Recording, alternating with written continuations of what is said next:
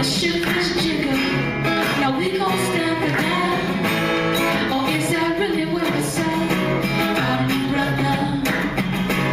As you stand in your glory, I hope you don't mind if I tell a whole story. Pardon me, sister.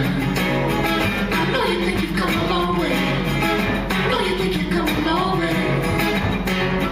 As I walk the streets of Skidrow, you can see my hands ain't shaking and my legs ain't trembling. I turn the corner and keep through the trash. Look up at the street sign, said Jillian. Look back down and make eye contact with his brother. And now I'm feeling like I'm standing somewhere I shouldn't be. He looks around, 1,000 of his friends that raise their crack pipes to the lips and blaze them simultaneously. Telling me, yeah, I'm getting high, I'm feeling good. Darker Than Blue by Willis and Shantae of Positive Light Ministry. Welcome to the Qumran Report. May the peace and blessings of the life-giving creative spirit be upon you and upon your family. My name is Melvin Ishmael Johnson, coming at you live from Skidrow Studios. And I'm in the studio with my co-host, Earlene Anthony. I'll call in numbers 800-893-9562. You can listen to us live or download our show and any past show by Googling in skidrow.la and hit Qumran Report. Now, this week on the Qumran Report, our topic is Marcus, Malcolm, Martin, and Mandela.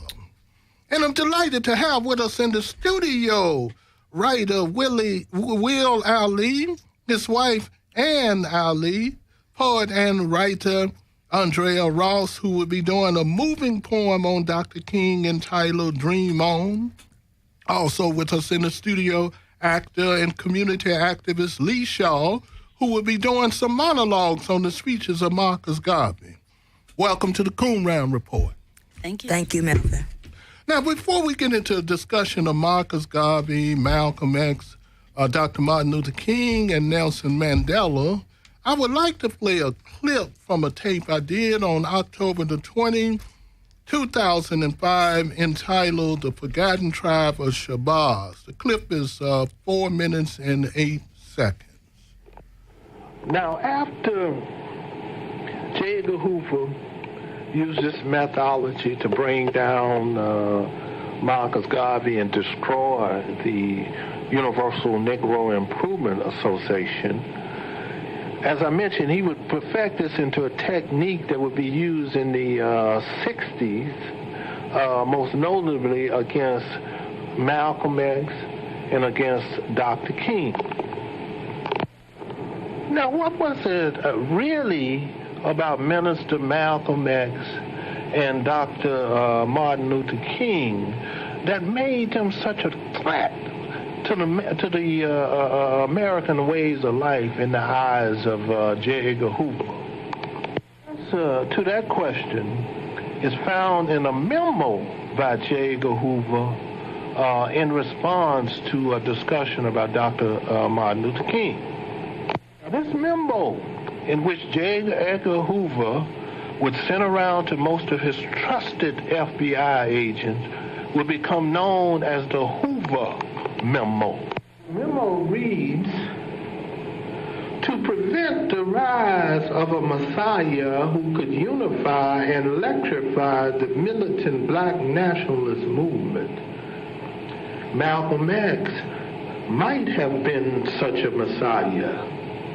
He is a martyr of the movement today. Martin Luther King, Stokely Carmichael, and Elijah Muhammad all aspired to this position. Elijah Muhammad is less a threat because of his age. King could become a very real contender for this position should he abandon his supposed obedience to white liberal doctrine of nonviolence and embrace black nationalism. Now, this was a FBI memorandum that was issued on March the 4th, 1968. And keep it in mind, just a month, a few weeks after that, up in April, the assassination of Martin Luther King in Memphis. The goal of this memo was to reflect the rise of a black messiah who could unify the black masses, who will never forget his experience with Marcus Garvey and the fear that the Garvey movement caused. This was the foundation for the creation of the underground program that I mentioned called COINTELPRO, whose sole purpose was to neutralize any organization deemed un-American.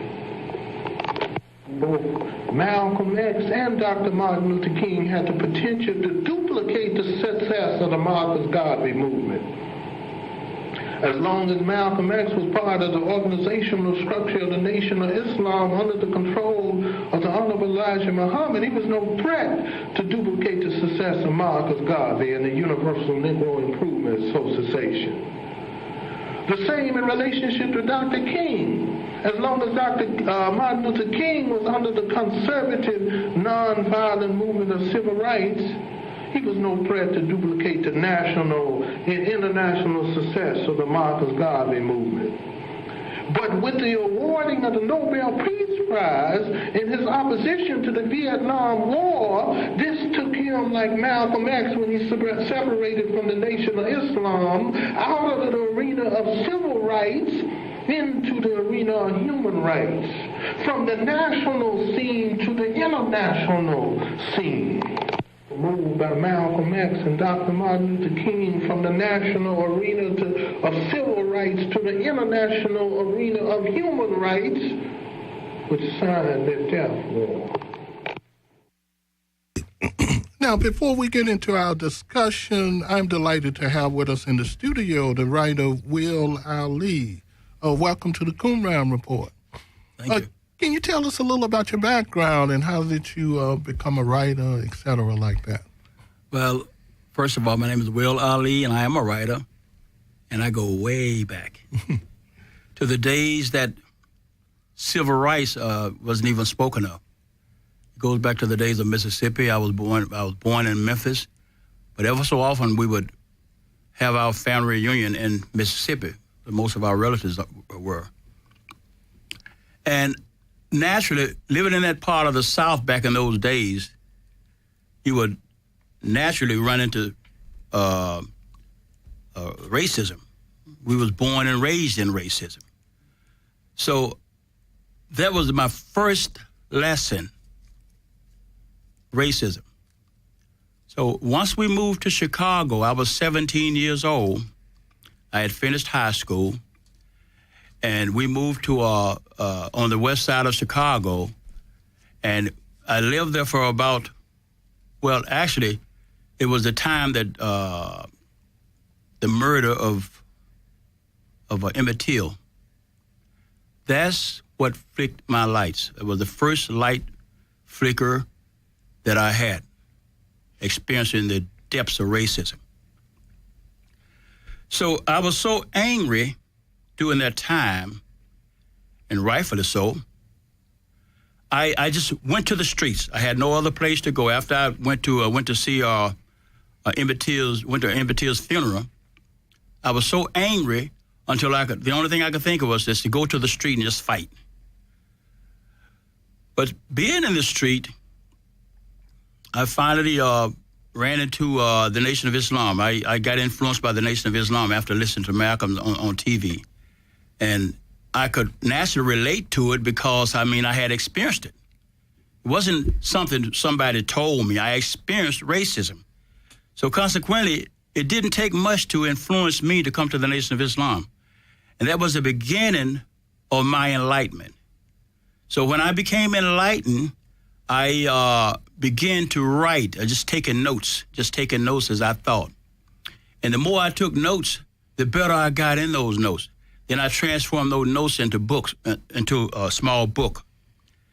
And then later on, I met my wife, my lovely wife that's sitting right here. And she influenced me to go back to school, go back to college to finish my education. And I really began to write. So up to this point, I have written three books.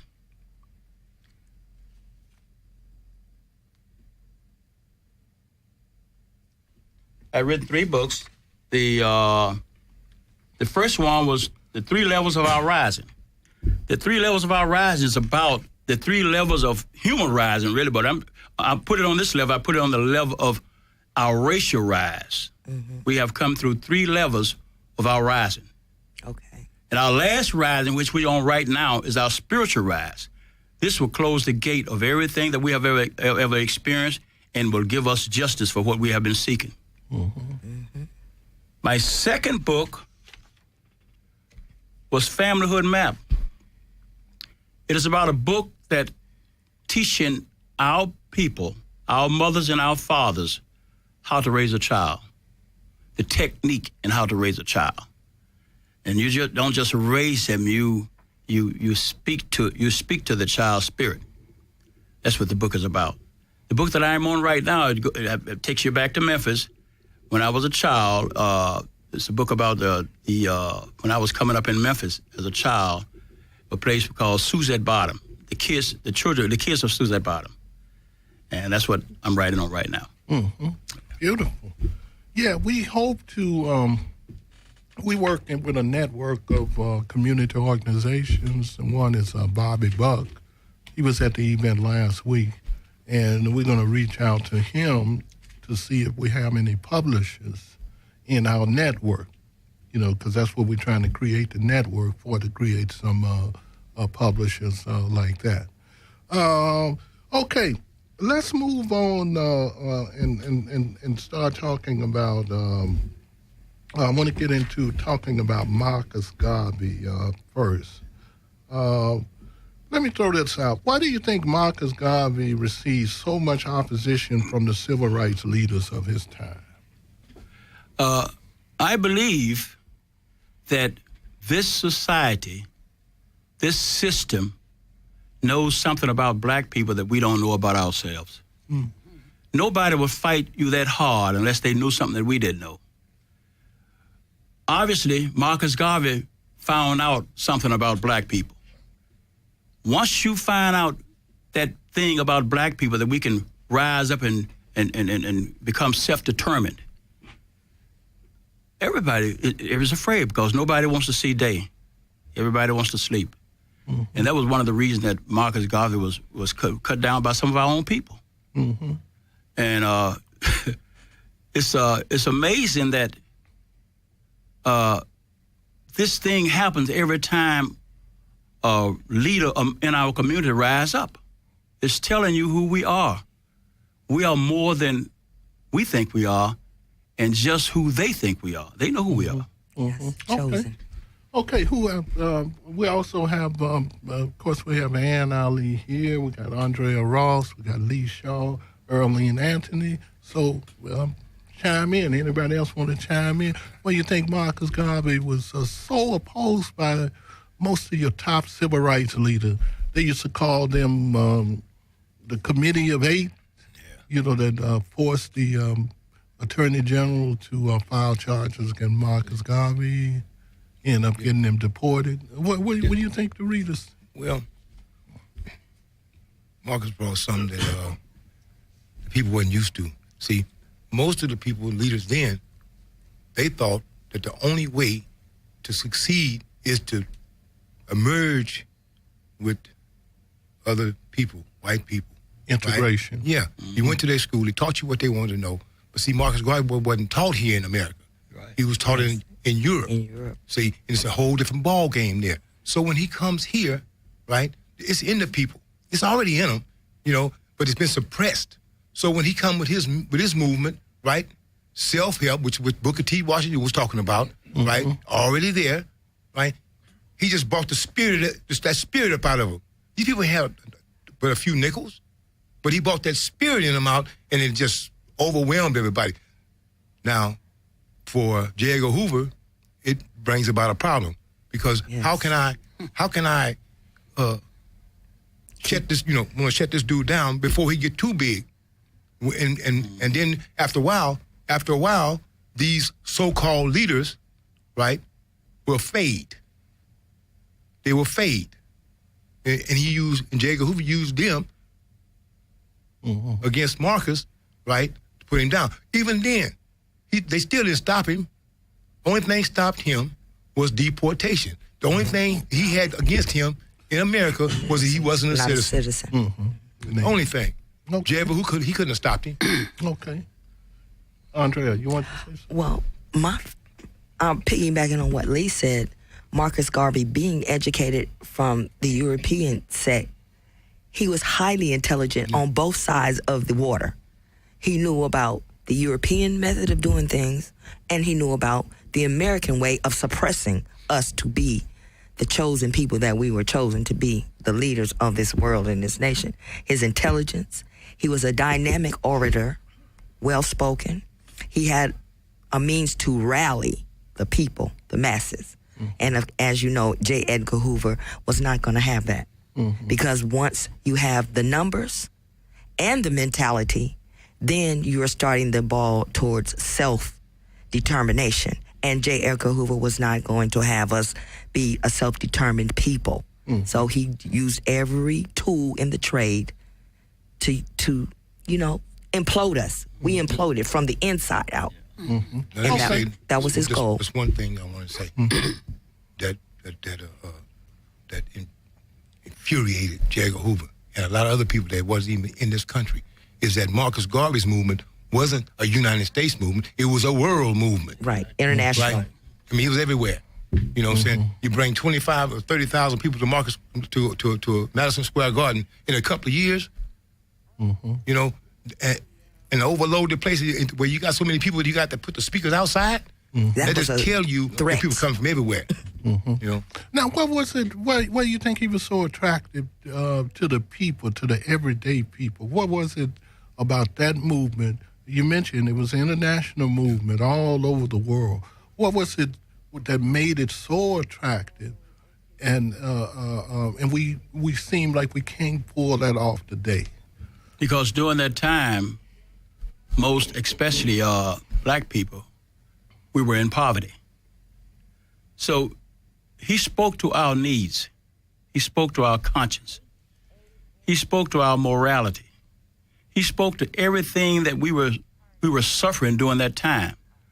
And the main thing we were suffering during that time was the lack of jobs. And he was saying, do for self. He was the first one that brought that out and brought that word out, up your mighty nation, you can accomplish what you will.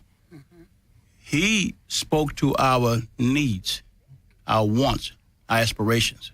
He made us feel that we could do it. We could do it. And we can. Okay. Let's look at some of the, I would like to look at and discuss 3 concepts that laid the foundation for the success of the Garvey movement. Let's start off first with the self-help program. And this is something that I believe he inherited from Booker T. Washington. And Booker T. Washington, who set up Tuskegee Institute, et cetera, like that. Doing for yourself the whole practical education. What do you think about his self-help program? Let's talk about that for you. Anybody want to comment on what he was trying to achieve with the self-help program, and is it relevant today? Oh, it's always relevant. One, we find that Marcus Garvey's movement has been then and now would have been the best movement that black folks could have ever got. You know what I'm saying? And those who came after him, right, took a little bit out of the pages, right? And Brother Ali sitting next to me, and correct me if I'm wrong. The Honorable Elijah Muhammad and his whiting fish, for example. That's right. Right? From Peru, right? They had to undermine that and get Peru to stop selling. We got enough fish here in the United States. No. What we don't have is something that's run by black people, right? When these people said, boy, right, they want to keep you on the needy side. If you a boy, you supposed to listen to a man talk. Well, I want to be a man. I don't want your cruel love. This is what he come out and brought the people out just like that right there. You know, I mean, what black man owns a ship right now? That I don't know any. You know what I'm saying? Importing different things and doing in commerce, right? I don't know one. You know, I was go. Also, Marcus Garvey spoke to our natural sensitivity, our natural sensibility, for the simple reason that deep down in all of our hearts, we know that we should do for self. Yeah. Deep down, we know that. So that's the hidden person within inside of us he spoke to. He spoke to that person so strong until the people had to respond. He spoke to him so strong till he sent it down the line to the Honorable Elijah Muhammad, Malcolm, and everybody else that came behind him. He spoke to our natural being. Do something for yourself. Get up. And whereas so many of us, we know what the problem is, but most of us don't know what the plan is to get out of The problem, solution. to solve the problem. solution. So here's a man who had a plan, Yeah. and it was not something that was natural or something that they would assume would be. One thing is expectancy. They did not expect or could not expect what he was going to do, but he had a plan for the solution to those problems, and that was very different. And it was a viable plan. Yes. It was a natural plan plan. that could be implemented. Yes. Already worked out. I ain't got to worry about what I'm going to do next. I ain't got to go sit down at the Exactly. table what I'm going to do next. I already know what I'm You going to already do. had it. Yeah, and Laid out, and mapped when out. you lay something out like that right there, you're unstoppable. You are a threat. Because you're able to move. So like the African people used to run across there 20 miles without stopping. Right. That's exactly where he was Without at. breaking a sweat. Yeah. Right. Because once you get that dead element in us that's saying, I want to lay down, I want to relax, that somebody got to do it for me. Once we wake that man up, it's not the physical body we're talking about. It's the spirit of the It's man. the spirit of the person. And that's the element that Marcus Garvey spoke to. He spoke to the spirit of the human being. And the human being would make that body guilty, to make that body say, you get up and do something for yourself. Okay. Look, I think we got someone else on the line that's going to join in our discussion. Miss Hannah Carter? Oh, yes. How is the family? Fine. How you doing? Yeah, Bobby Buck told me that you was going to call in. We should have Bobby on the line a little bit later. He's at another venue. But look, he told me that you talked to Malcolm X, you talked to Nelson Mandela. Can you tell us a little about your background and how did that come about? Well, actually, I'm kind of like offspring from the 1965 Watts riot. And we had an altercation, and I was like 15 at the time. Well, yeah, about 17 at the time. And I joined the US organization, the Nationalists, because they were focusing on nation building. And I think that was just as the Panthers, they had split up, and I was young, and I just wanted to do something to keep the black nation going. So that was us with Ron Karinga at the time, who's Dr. Malana. Exactly, yeah. Yes. And I didn't know too much about the Panthers at the time. After the uprise, I only was introduced to Ron Karinga when he had just started the US organization. So I didn't know what had taken place prior to that at that time. And I just knew that we needed to form some kind of alliance where we can start providing, doing, and defining for ourselves. And so I kind of met Malcolm at the, he visited the center around, I think it was December, and he said a few things that stayed in my mind, that our identity, our culture is going to be at stake, and just something that I've always wanted to make sure I preserved and held on to. And I noticed that every other nationality that embraces our culture, they come up, they benefit, they prosper. And as we move forward towards more into integration, I noticed that we were losing our identity, we were losing our culture, and others were benefiting from our losing it. And that's why I reflect back into my youth, how important, how rich we were as a people, because we practiced our culture and we had our identity. We defined ourselves. We were very proud and and like James Brown stated oh so well, black Say it and loud. proud, and it brought so much dignity out in us. And we were family-oriented. We were structured as a family. No matter what went wrong, we were still family at the end of the day. Yeah, And, now, let me ask you this, because we're discussing Marcus Garvey, and we were discussing Malcolm X and Martin Luther King and Nelson Mandela. We're on Marcus Garvey now, and the question's on the floor. I'm going to ask you the same thing. Why do you think Marcus Garvey received so much opposition from the civil rights leaders of his time? Well, Marcus Garvey, from my perspective, was the betrayal. His opposition was he needed to really, I guess he tried at one time to open up and get the support, have everyone come collectively, but there was a lot of betrayal that messed up his movement and resistance. I feel from the research that I've done and what have you, I think these are some of the things that we're still experiencing today.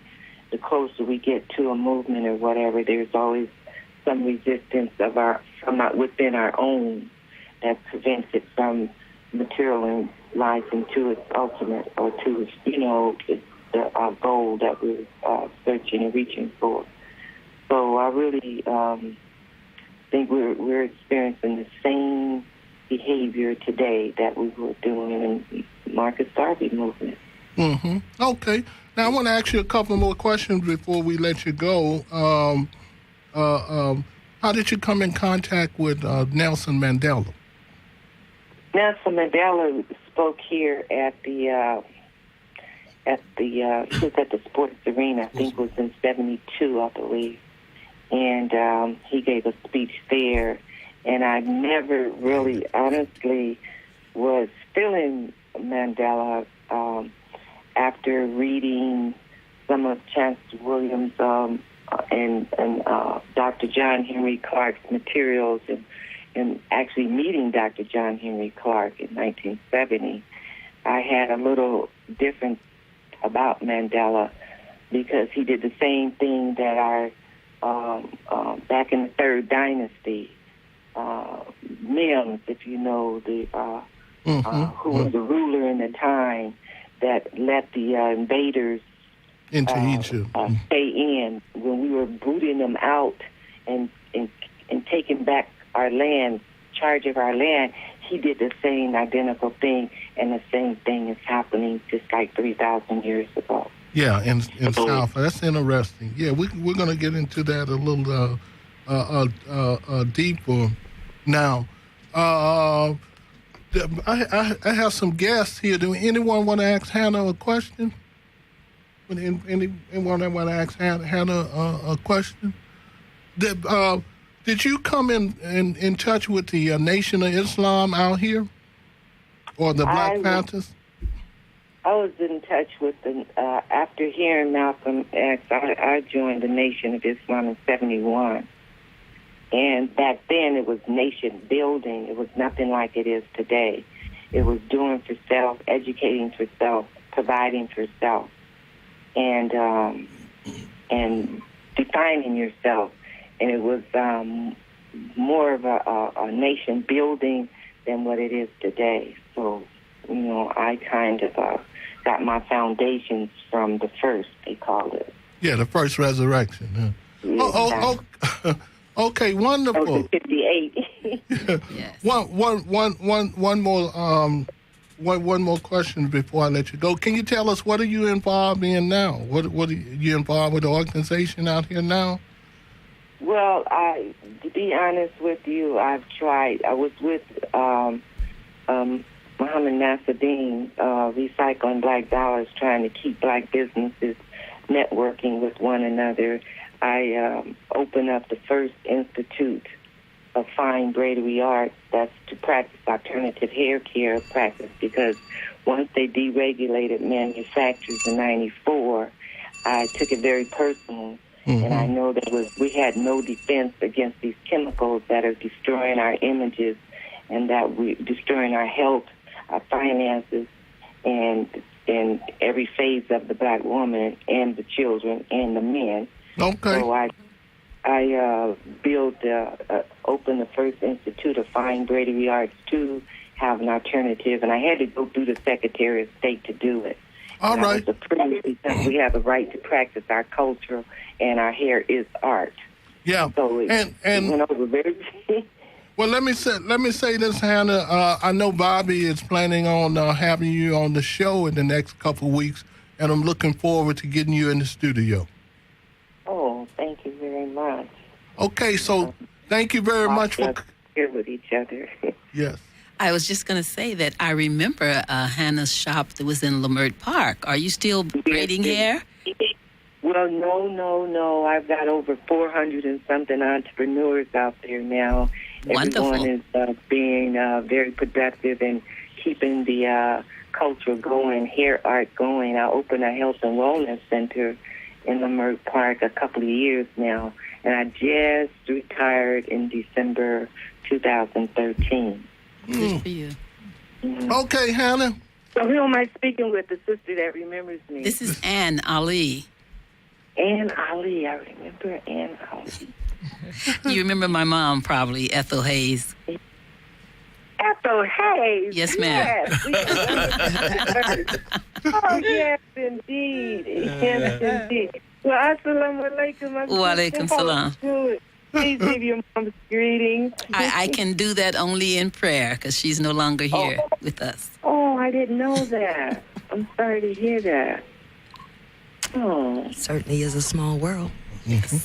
Okay, Hannah. Thank you very much. We're gonna look forward to getting you into here in the station. Okay, thank you very much for having me. Thank you, and I'll let Bobby know. And so I know he's looking forward to getting you in here on his show. Oh, thank you very much. Okay. Thank you, Hannah. Thank you. Okay, that's Hannah Carter. That's interesting. Like you said, small world. Very small world. Okay, let's continue with our. We just got through talking about the self-help program that laid the foundation for the success of the Marcus Garvey movement, and we talked about how he inherited that from the self-help program of Booker T. Washington. The next thing I want to talk about is another foundation for the success of the Garvey movement was the publicity organ that he had called the Negro World.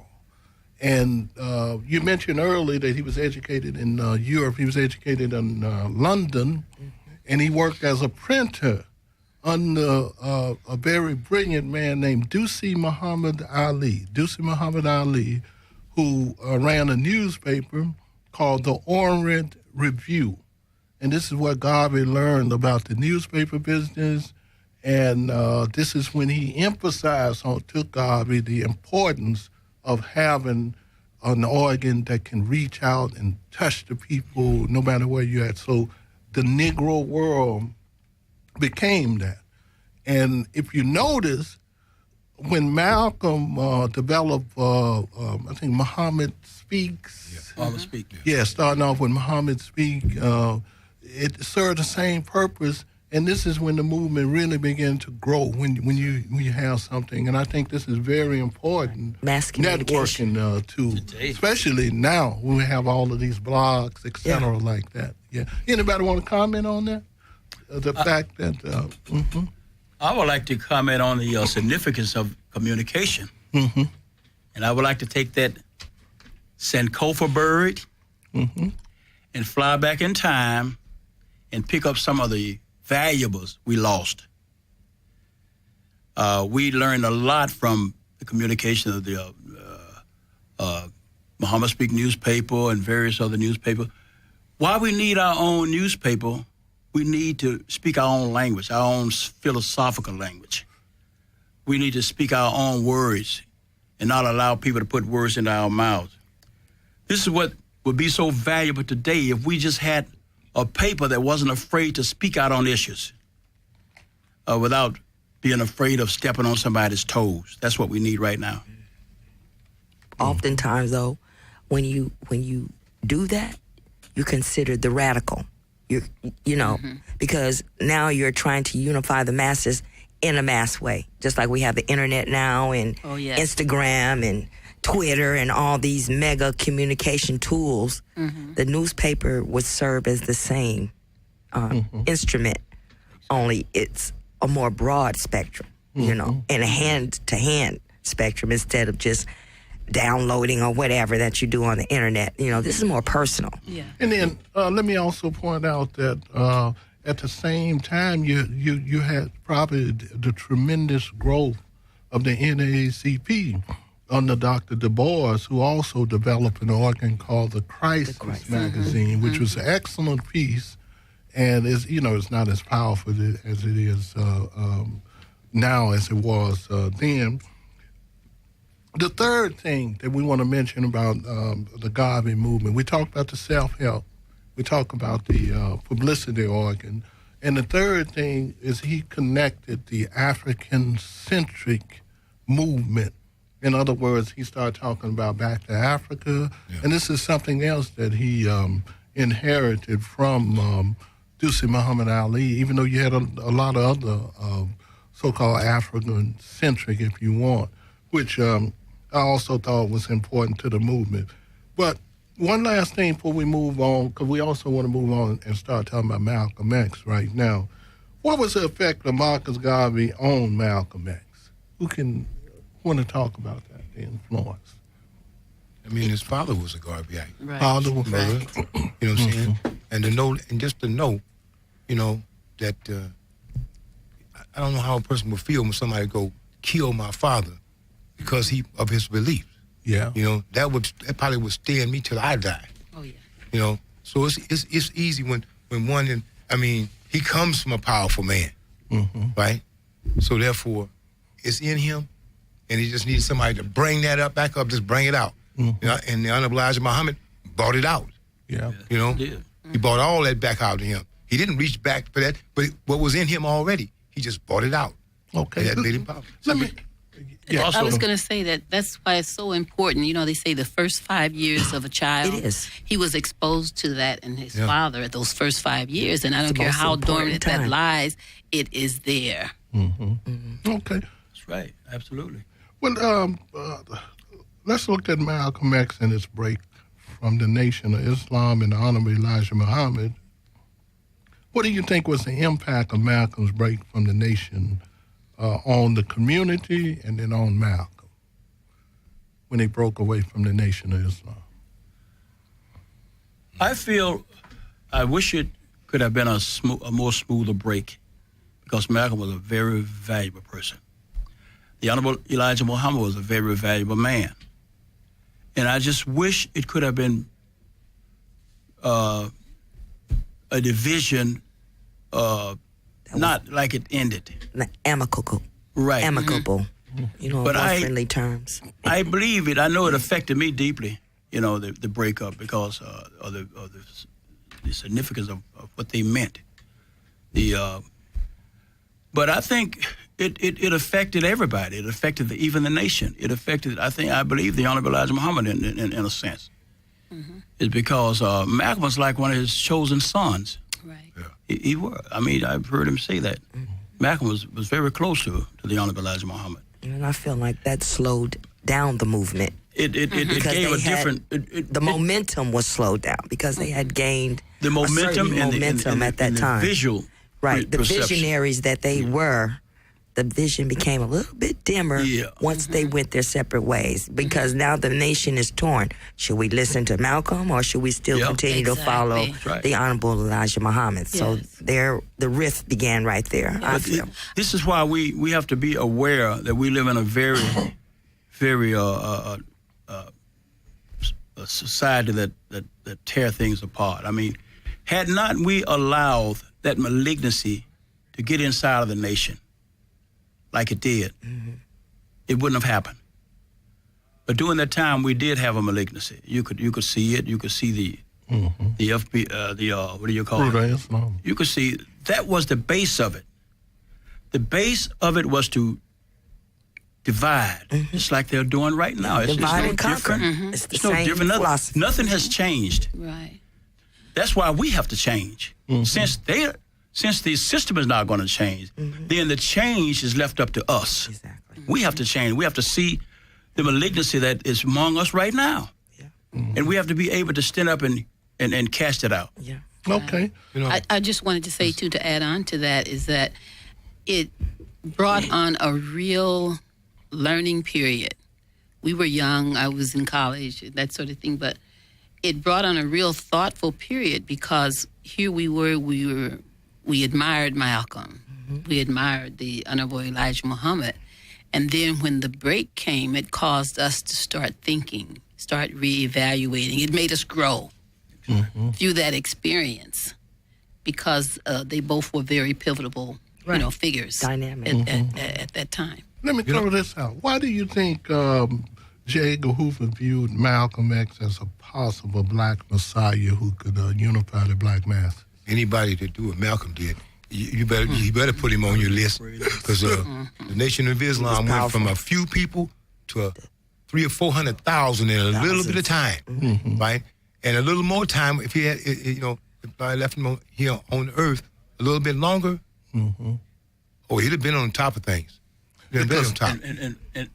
And Malcolm had began to appear to what they fear most, the youth. Yeah. Oh, yeah. The colleges. Right. Black colleges. And white colleges. Yeah. He was appealing to everybody. And this is why he was so feared.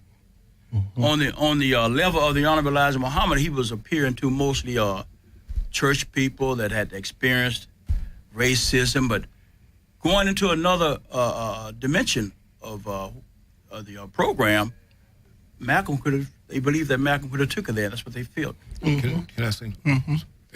If you look back at the history, right, even the people that was with Marcus Garvey, a lot of people were young people. The people that come into the Nation of Islam after Malcolm got there were young people, right? After the people that came in helped Martin Luther King in his movement were young people. Right. The same with Barack Obama. The ones who came to Mandela were young people. See, and that's why with the Black Panthers, they had to cut it because people like Bunchy Carter and Fred Hampton, who had influence over gang members, would have overtoppled things. You'd have put it over top of them. So you got to. So when people say, I've been around for 100 years, you just don't know. No, you just don't know how far I can go. Let's slide over to Dr. King for a minute. What do you think was the impact of Dr. King receiving the Nobel Peace Prize and speaking out against the Vietnam War? I know it caused him his death speaking out about that Vietnam War. That's the thing. Even I believe that John F. Kennedy was killed about trying to stop a war. Yeah. He wanted to stop those it. billionaires say, you're not finna get in the way of my money. That money, that's right. Well, let me just touch on a couple of things real quick, because one of the things that happened with Dr. King, and this is why when you think about the Hoover memo, he considered Dr. King to be the threat to become the next black messiah if he moved away from the whole concept of nonviolence. Yeah. And so when Dr. King when we received the Nobel Peace Prize, they gave him an international voice. Yeah. And then so when he started using that international voice to break away from the regular preacher talk, life after death and all that kind of stuff in another world, and start speaking of the Vietnam War, this made him a danger. But let's slide into three things that Dr. King say is the biggest threat to the future of America. I'd like to get quick comments on that. He said it was militarism, poverty, and racism. Those three. He pointed out those three. And anybody want to touch on that real quick? We kind of winding down when we get to the community calendar. We better get to some of our monologues. Yes. Well, let me just roll on through then. Because what I want to talk about is I wanted to get into Nelson Mandela because I really found something that Hannah said so interesting that I still got it in my mind. I got to go look at it now. She talked about comparing the South African movement to what was happening in ancient Egypt, in terms of kicking out the invaders who had come in like that. But you know what? Let's take a break for our community calendar, and then we'll come back and try to get into some more discussion and some of our monologues.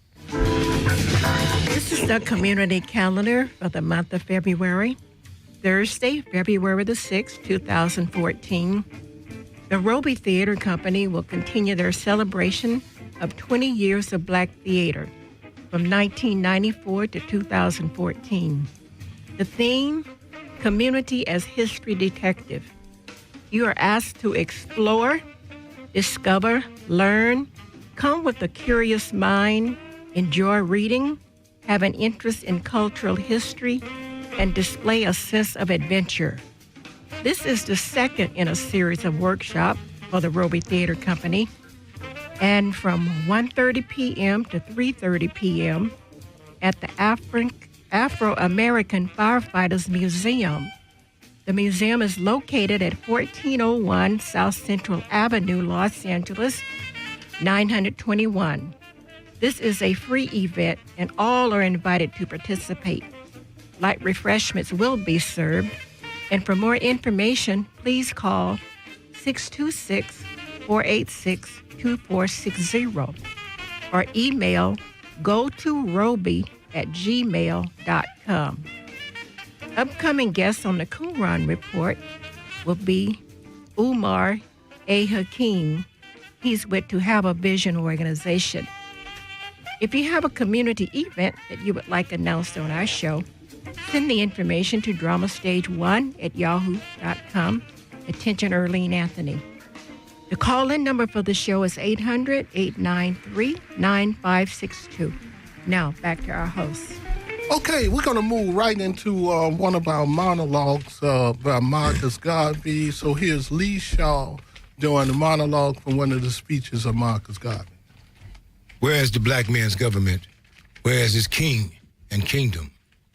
Where is his president, his country, his army, his navy? I could not find them anywhere, so I declared, I will help to make them.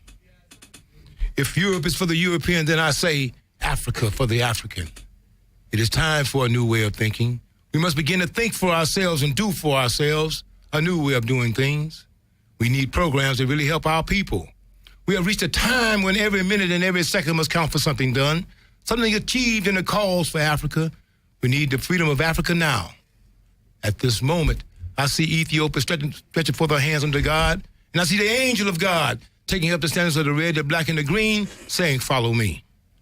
If Europe is for the European, then I say Africa shall be for the black people of the world. We say it, we mean it. Okay, Lee Shaw. Okay, we're going to come back to Lee to touch on Garvey's farewell message, but let's move over to Andrea Ross doing a piece on Dr. King called Dream On. The shot rang out loud, April 4th, 1968. Blah, blah, blah. Like a mighty clap of thunder from a steely gray, ominous cumulus cloud. The screams followed, the cries, the tears, our worst fears came true. A lonely, mad assassin's bullet, it finally took you as the whole entire world looked on. In disbelief and utter scorn, seconds, minutes, hours later, you were pronounced dead and gone. One excruciating, collective, painful sigh. Why? Why? Somebody please tell us why. What had this magnificent, articulate, brilliant, God-fearing, Nobel Peace Prize-winning man done to deserve such a horrendous fate? For he was larger than his own life. His mission, his destiny had been great, chosen to heal the wounds of racism, hatred, and malicious discontent, chosen to recreate a world the way God had truly meant. For God meant his world to be full of love, hope, and unspeakable joy for each and every individual man, woman, girl, and boy, a world full of peace and harmony where all have true self-autonomy. And you need to know we dream on. Your legacy was handed down from generation to generation, and your legacy brought civility to a hostile, divided nation. Your legacy etched on the hearts of all humankind, and your legacy brought sight to those not literally, but they were figuratively blind. You see, they were blind to the fact that all men were created free and to be treated with respect and live equally, not subjected to hatred, racism, castration, incarceration, aka Jim Crow, but liberated with the ability to simply just come and go and not to be mandated to assemble in the rear of the bus and not to be told, don't sit here, nigga, you can't sit here because you ain't one of us. And you need to know we dream on. Your legacy was born on that dusty Selma, Alabama road as we marched arm in arm, hand in hand, shoulder to shoulder, heads held high. The seeds of democracy were quietly sowed as we marched arm in arm, shoulder to shoulder, heads held high into a hornet's nest, a venomous snake pit of Ku Klux Klan mentality. Still you marched arm in arm, shoulder to shoulder, heads held high, protesting non-violently. Vicious dogs, hot lead bullets, bloody, bludgeoning police batons, nor pressurized firemen's water hose could quench this thirst for freedom, justice, liberty, democracy, dignity, and equality. So your story goes and your legacy just grows and grows and grows and grows. And you need to know, Dr. Martin Luther King Jr., that the first black president, President Barack Obama, his mantra was, yes, we can. The Vox Populi, that is Latin for the voice of the people spoke, and we elected you. Yes, we did. Yes, we still, and yes, we will continue to overcome and dream on. Thank you. Hey, Arlene. Okay, now can you give us your contact information for those that want to get in contact with you and buy your books? And then I'm gonna have Lee Shaw's gonna close us out. For the email address is forfamilies. That's FORFAMILIES at yahoo.com. Okay. The name of the children's book is The Kids from Suzette Bottom. Okay, thank you. Now, I'd like to extend a special thanks to Will Ali, Anna Ali, Andrea Ross, Lee Shaw, Hannah Carter on the phone, Earlene Anthony. Please listen to past shows of the Coonrod Report on iTunes, Facebook, Stitcher, Tumblr, Googler, Skidrow.la. Thank you for tuning in to the Coonrod Report from your host, Melvin Ishmael Johnson. May the peace and blessings of the life-giving created spirit be upon you and upon your family. And here is Lee Shaw reading the farewell speech of Marcus Garvey. I want to thank my fellow brothers and sisters of New Orleans for your support. I say this to the millions of our members throughout the world. Cheer up, for the work has just begun. We have reached a time when every minute and every second must count for something done in the cause of Africa. Be steadfast, for the work of UNA shall continue, and I in life and death will continue to serve the cause of our people. It falls to our lots to tear off the shackles that bind Mother Africa. Climb ye the heights of liberty and cease not until you planted the banner of the red, the black, and the green upon the hilltops of Africa. I shall be with you in the physical as well as the spiritual to see the day of Africa's glory. Africa's sun is steadily, surely rising, and soon shall shed its rays around the world. Look for me in the whirlwind. Look for me in the storm. You're the master of your own destiny, the architect of your own fate. One God, one aim, one destiny. Africans for Africans. Bravo.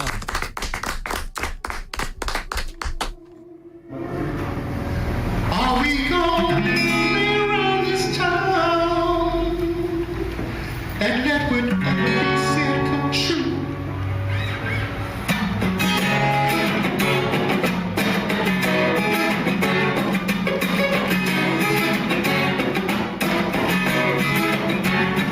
If you get off of me, I can get up if you wanna understand me. I can get up if you really wanna help me. I can get up, but in Jesus' name, I'm gonna get up. If you get off of me, I can get up if you wanna understand me. I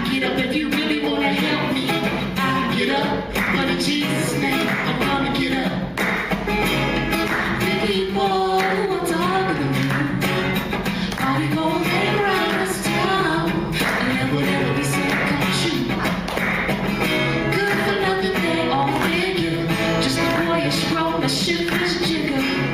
Now we gon' stand for that. Or is that really what we say? Pardon me, brother. As you stand in your glory, I hope you don't mind if I tell a whole story. Pardon me, sister. I know you think you've come a long way. I know you think you've come a long way. As I walk the streets of Skidrow, you can see my hands ain't shaking me, my legs ain't trembling me. I turn the corner and keep through the trash. Look up at the street sign, says San Julian. Look back down and make eye contact with his brother. And now I'm feeling like I'm standing somewhere I shouldn't be. He looks around, 1,000 of his friends that raise their crack pipes to their lips and plays them simultaneously. Tell me, yeah, I'm getting high, I'm feeling good. And sister, don't you knock it till you try. Now I'm standing here with visions of crooked politicians and mission directors lining their greedy pockets. Some think it's a joke that folks are living low from social injustice. Now you know that's not how it's supposed to be. So if you can get up, stand up.